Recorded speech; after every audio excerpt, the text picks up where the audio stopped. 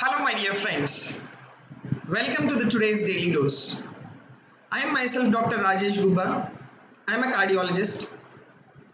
I am also the mentor for teaching general medicine in exams like NEET PG, PGI, AIMS, and as well as JIPMA.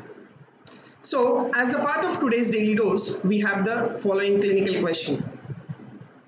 I have a 16-year-old boy and he is diagnosed with small ventricular septal defect. And echocardiography is being done because of there is a family history of hypertrophic obstructive cardiomyopathy. So as a part of the follow-up, because there is a family history of HOCM, so echocardiography is being done. And he is entirely asymptomatic, plays several sports regularly and has no growth retardation. The echocardiogram also confirms a small left to right shunt with pulmonary to systemic flow ratio only just above 1.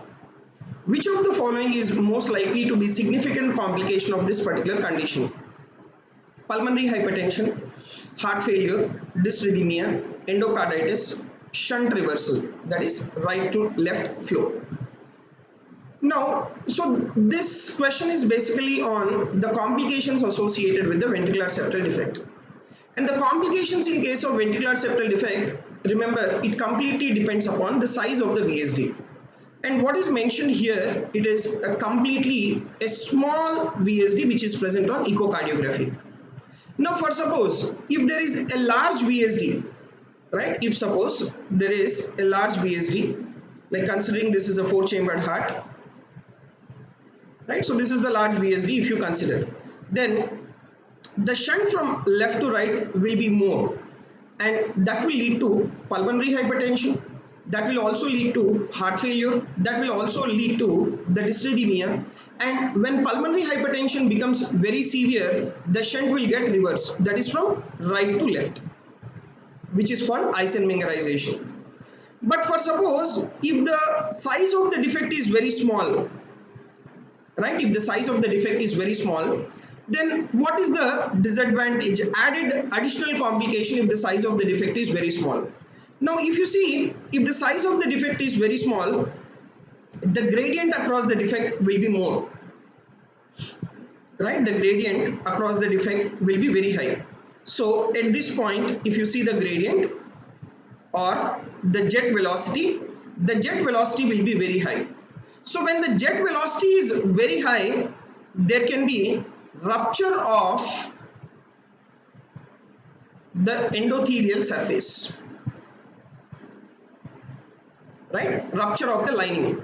So once there is rupture of this particular lining, onto this particular rupture of this endothelial lining or the surface, there is a great chance that there can be accumulation of the platelets, there can be accumulation of the bacteria, right, and there can be accumulation of the necrotic material.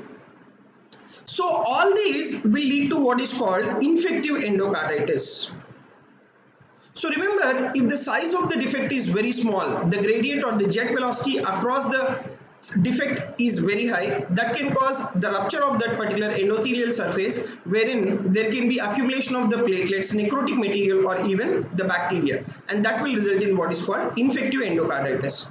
So in this question, because the size of the defect is very small, the endocarditis, it is a very important complication which can happen. And what we have discussed, if for suppose if it's a large VSD, pulmonary hypertension can occur, heart failure can occur, shunt reversal also can occur, and arrhythmias, it can happen, but usually very rare in patients with the ventricular septal defect. Now you see about this infective endocarditis. Like infective endocarditis, it usually occurs if there is any underlying cardiac lesions. That is one of the criteria for infective endocarditis. Now there are certain high risk cardiac lesions, moderate risk cardiac lesions, and as well as low risk cardiac lesions as well. And the multiple choice question that will be asked is, which are the high risk cardiac lesions, moderate risk cardiac lesions, and low risk cardiac lesions? Now the concept is very simple to remember. The high risk cardiac lesions are those across which the jet velocity will be very high. the gradient will be very high. So in that scenario, there can be rupture of this particular endothelium, resulting in accumulation of the bacteria and as well as the thrombus, right? Resulting in what is called bacterial infective endocarditis. Now, what are those high-risk cardiac lesions? That includes the prosthetic heart valve, tetralogy of Fallot. Even in tetralogy of Fallot, you have the ventricular septal defect as one of the component. So across that VSD, there can be high jet velocity which can cause the rupture of the endothelium, resulting in the infective endocarditis. And the other one is the PDA, patent ductus arteriosus, aortic regurgitation, aortic stenosis, coarctation of aorta, ventricular septal defect, and as well as mitral regurgitation.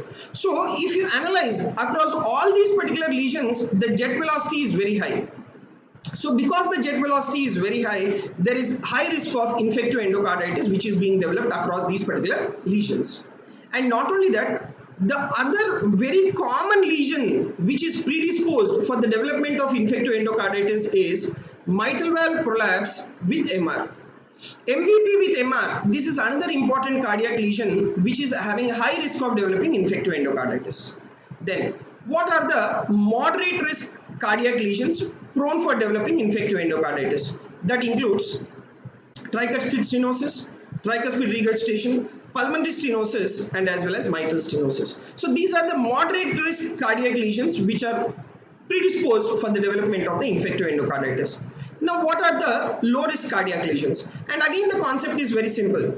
The low risk cardiac lesions are those where the jet velocity or the gradient across the lesion is very less, then the chance of developing infective endocarditis is also very less. So those particular cardiac lesions include mitral valve prolapse without MR and as well as atrial septal defect. So these are the two cardiac lesions where the gradient or the jet velocity is less, and that is the reason why they have low risk of developing infective endocarditis. So this particular question is basically about the complications associated with the ventricular septal defect and what are the underlying predisposing cardiac lesions which are prone for developing infective endocarditis, right? So thank you very much. I hope you like this particular short video on this ventricular septal defect, and do follow us on the Daily Dose for the daily updates. Thank you very much.